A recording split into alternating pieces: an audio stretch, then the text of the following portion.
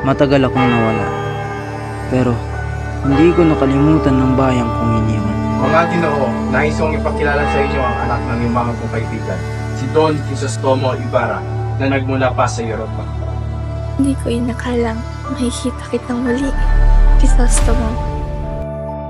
Asan ang bangkay ng aking ama? Sinusumpa kita. Wala kang budhi. Dahil sa huwad na relihiyon, isunuko natin ang dangal at kinabukasan. Lumigtas ka, Ibarra. Tignan ninyo, tinatanggap ng mga magulang nila ang parusa. Huwag ninyong babanggitin ang aking ama!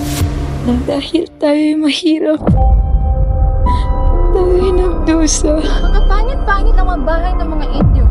Anong klaseng pamumuhay ang meron sila? Hindi ko ako mananakaw!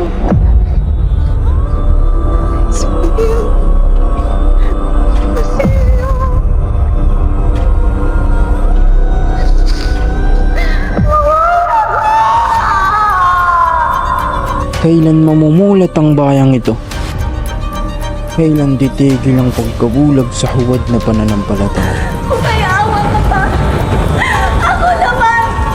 Ako lang walang pakinggan! Noon, ako'y bulag. Ngayon, namulat ako sa katotohanan.